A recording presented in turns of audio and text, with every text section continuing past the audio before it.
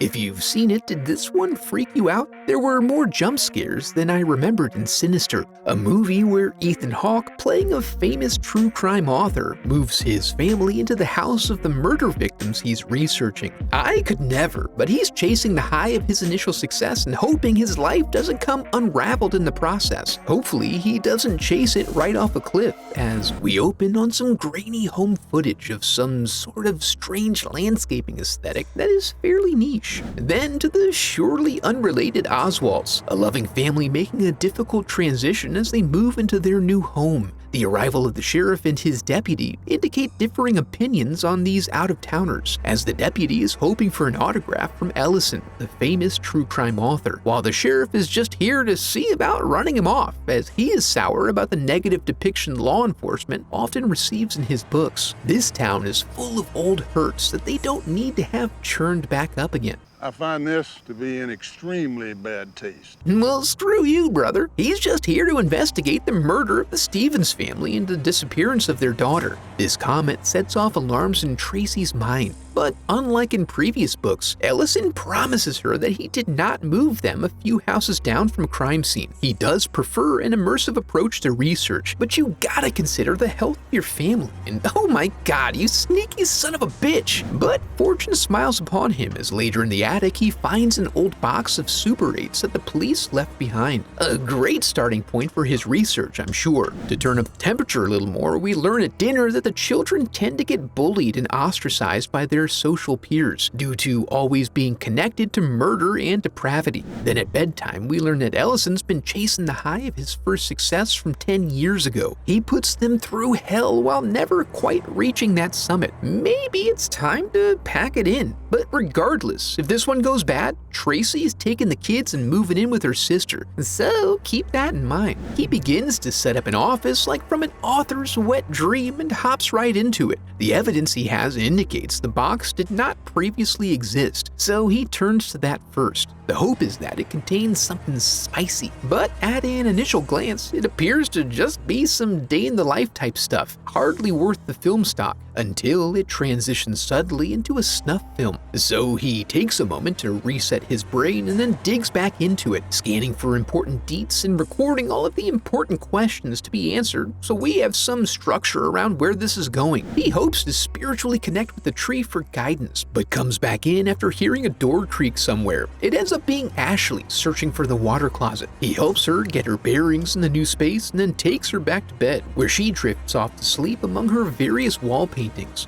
Then he gets right back to work on crapping out a banger so everyone can go home. Canister 2 shows a pervert's view of a family that is eventually found bound and chained within the family wagon that is then set on fire. Given the severity and implications of this new crime, he calls the county police to turn over this previously undiscovered evidence. But gazing upon the shadow of his former success causes him to reconsider. He redirects toward diving deeper, but he creeps himself out so badly that every small creak and distant mumbling sets off his internal alarms. He wanders the house searching for some unseen horror, and eventually finds an out-of-place box in the kitchen that's full of Trevor, and this is not where the movers left him. He's having a night terror, which is something he's prone to, especially when under the intense stress induced by his dad's dark job, moving to new towns, etc. But by morning, we see that it's mostly traumatic for the parents, as he doesn't remember anything that happened and is soon off to school. Olsen gets back to work watching movies. In this one, a classic family pool day converts into a classic family annihilation evening. The primary difference here is that now there's a dude down there, but with these old films, you can't just pause them. This prompts him to research proper editing techniques so he can attempt to piece it back together for digital conversion. It works, but with the damaged footage, he's left with a much less clear depiction. But any refinement must be put on hold as the family arrives home sporting some sour pusses. Young Trevor wanted to be a little edgy and ruin the classroom's Edison board with a Sharpie depiction of 4 folks swinging from a branch. Very insensitive, but also a clear attempt to free himself from the torture of his father's profession. Tracy's concerned that there was a violation of the rule to stay out of Daddy's office. Hey, Olsen, Sorry about it, but that's the real world, baby. Plus, he's given a voice to the victims and doing them a solid, the saving grace of every true crime content creator. Later on, looking to get some good substantive work done, he fires up the projector for another round of grab bag violence. Only this time, there's no sunny side to it. Just a bunch of packing tape and the sliding of edges against flesh and whatnot. This one is pretty brutal, and it puts him back on the bottle to help him cope. Now, thanks to his digitization efforts, he's able to go frame by frame and find some helpful symbology. And through an old news report he digs up, he is able to connect this one as another case of family murder with child abduction tossed on top for some extra flavor. Then, a creak from the attic, a most curious and playful noise that indelicately bores its way into his psyche. He sets off to track it, hesitantly at first, just in case it's freak boy Trevor spooking about. But that's no mere child, so just in case, he arms himself before proceeding to the attic, which we all know is where scary things reside. He finds himself in quite a state, as proximity provides no respite from the banging. Although all he finds is a snake, along with some child's depictions of the exploits of a Mr. Boogie. And then he steps squarely on the drywall. Now he feels a bit silly about all of this, which is exacerbated when he tries to explain his experience to the deputy, who suggests he may have squirrels. A disappointing turn, but one that sweetens when the deputy reveals himself to be a simp who would do just about anything to be included in the acknowledgments of the book with a couple of kind words. This is perfect because Ellison needs some background info on some of these other murders he's finding out about. Now we have a brief period of reconciliation where Tracy apologizes. I've always been with you. Unless he fails, right? Like you said earlier. And Ellison reviews some of his old interviews to see if he can reconnect with his original motivating force, a thirst for justice.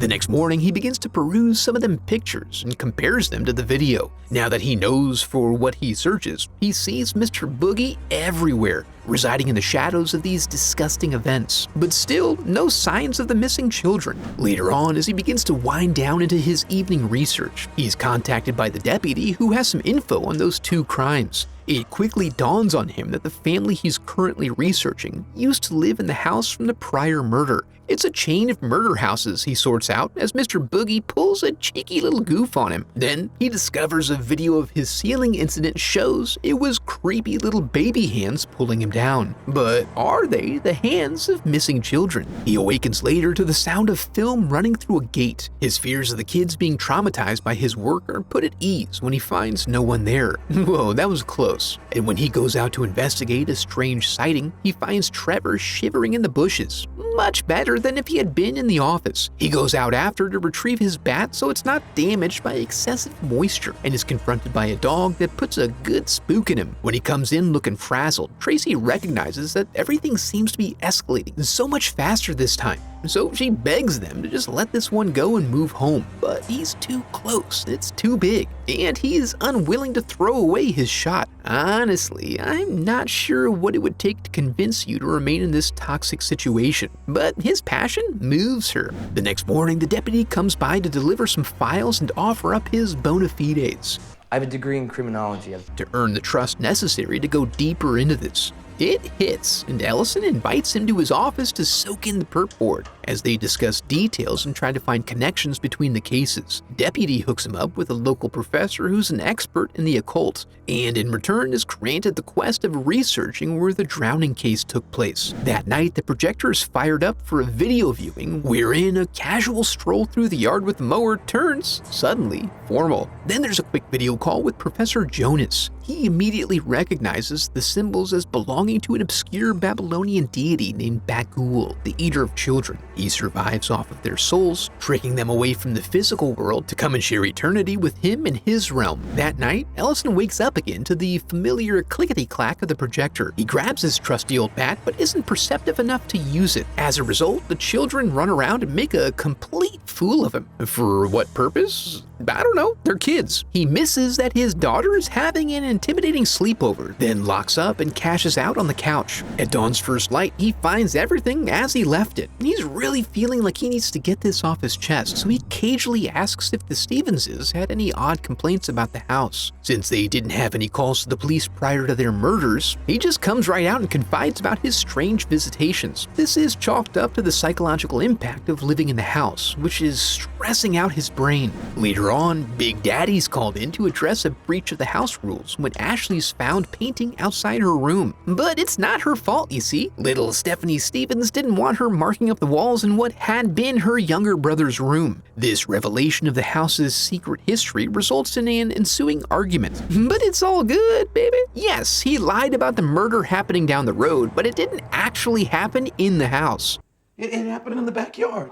Who among us thinks that would fly? It did make the asking price very reasonable for the neighborhood though. And what's so bad about a little girl painting and finding artistic inspiration? Ellison later passes out while playing old interviews from back when he still had the fire in his belly and was doing it for the kids rather than fame and adulation. We are then treated to a familiar and disturbing perspective, followed by the infernal sound of the projector greedily spilling its contents all over the room. Except it's not the room we've come to expect. It's in the attic now. He moves up slowly and finally has gained true sight, gazing upon the congregation of lost children. The boogie gives a quick hello before sending your boy packing with a slap on the ass and his box of film strips right after. Ellison takes these artifacts out back and burns it all, even the cursed projector, despite its value on the collector's market. Now he is fully ready to put this project behind him and leave, for the sake of their family. And like now. Grab what you can and leave the rest behind. Be gone in 30 seconds. That's the discipline. Not many people have it, but it seems like he's usually too hesitant or way too impulsive, so it works for him here. But his desire to create some space catches the attention of the sheriff, who happened to be on speed trap duty that evening, since no method of generating revenue is beneath him. He strangely doesn't even seem satisfied that Ellison is following his advice, but is surely glad to see him go and lets them off without even a warning. This was probably a fantastic move on their part, since they hadn't sold their prior home and the mortgage is astronomical. So very soon they are lugging all their lavish belongings back into their wonderful home. It's hard to imagine why the family would have ever agreed to leave in the first place. In the evening, while Ellison is busy erasing his progress, a chime indicates an incoming electronic mailing from the professor that contains some startling iconography. These are all things that Ellison has seen along this adventure, and they represent methods through which Bagul would open gateways and attempt to possess his victims. But this is an obscure deity, so info is scant. Whether to be concerned or what to do about it is really anyone's guess at this point. Regardless, he burned all the old things, so he's going to choose to release these worries into the cosmos. Well, maybe he'll address one small worry. He's well into checking out the extended cuts of his favorite scenes when he finally answers the deputy's call. Once he pulled all the murder info together and organized it, the connections were clear. Each family that was murdered had previously lived where the prior murder took place, all in a sequence leading back to the original 1966 case. So by moving out, Ellison has put himself inside the killer's timeline. The one downside to his impulsive behavior. The new footage then reveals that the missing children were the actual perpetrators of these grisly murders, but they'd really prefer it if you not say anything about it. He then realizes that Ashley broke a glow stick into his sleepy time tea, causing him to foam at the mouth. When he comes to, the family's all there. Thankfully, he doesn't have to go through this alone. Although it is somewhat disappointing that his daughter is going to be recording one of the less creative offerings in terms of murder style. But it's too late now, so she paints the walls red and adds her piece to the canon before being welcomed into the family by Bagul. I have always said to make your children taste their offerings in front of you before accepting them, and this is further confirmation of the value of that rule. If you think you can handle more, be sure to check out this video next. Now that we're here, I want to congratulate you for making it to the end of the video and affirm that you are a very special person because of it. And if you enjoyed the video, I would love for you to become part of the channel by subscribing. Thanks for watching.